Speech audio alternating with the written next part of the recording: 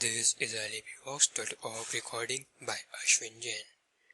This recording is in the public domain. Thus Spake Zarathustra by Friedrich Nietzsche. Translated by Thomas Common. Part 4, Chapter 72. The Supper. For at this point, the soothsayer interrupted the greeting of Zarathustra and his guest.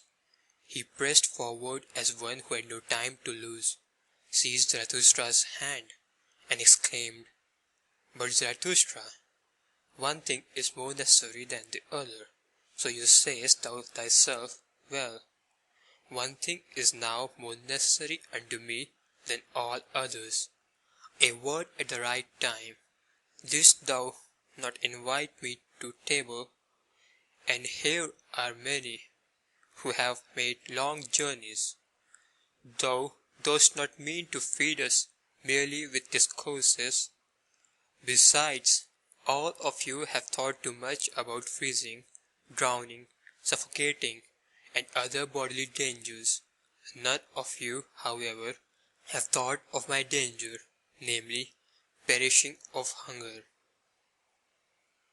Thus spake the soothsayer.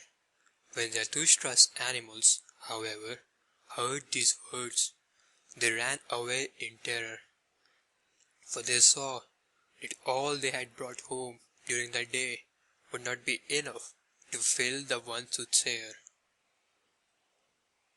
"Likewise, perishing of thirst," continued the soothsayer, "and although I hear water splashing here like words of wisdom, that is to say, plenteously and unweariedly, I want wine. Not everyone is a born water drinker like Zarathustra, neither did water suit weary and withered ones.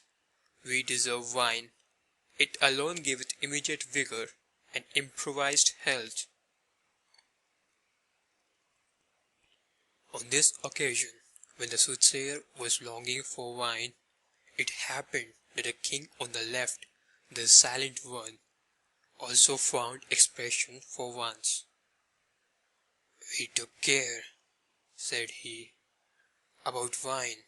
I, along with my brother, the king on the right, we have enough of wine, a whole ass load of it, so there is nothing lacked but bread." "Bread," replied Zarathustra, laughing when he spake. "It is precisely bread that anchorites have not. But man doth not live by bread alone, but also by the flesh of good lambs, of which I have 2.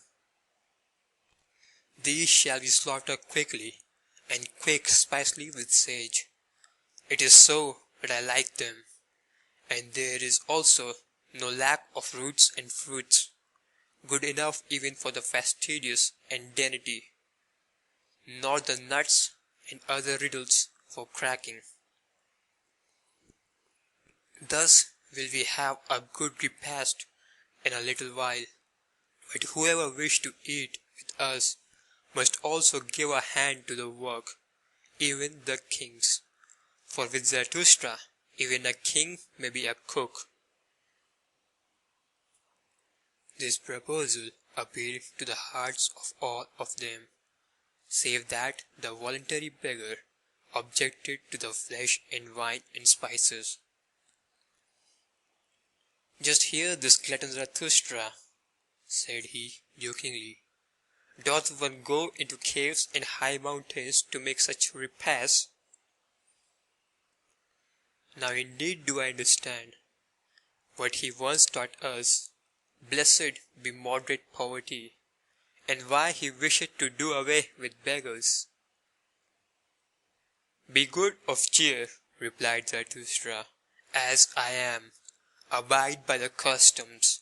Thou excellent one, grind thy corn, drink thy water, praise thy cooking, if only it make thee glad.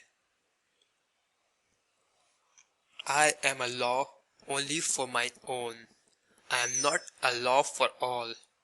He, however, who belongeth unto me must be strong of bone and light of foot, joyous in fight and feast, no sulker, no yawn or dreams, ready for the hardest task as for the feast, healthy and hale.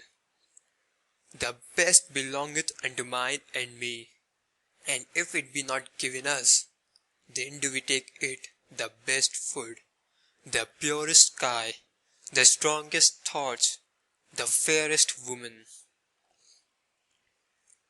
Thus spake Zarathustra.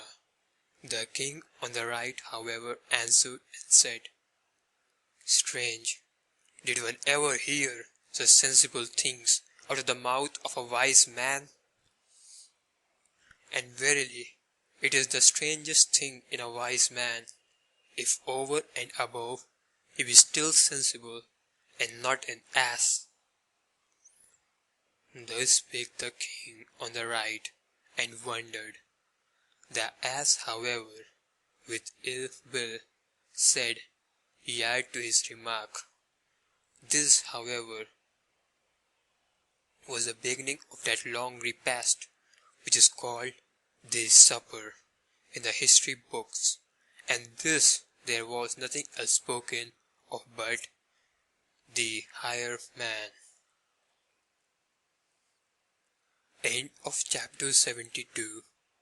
Recorded by Ashwin Chen.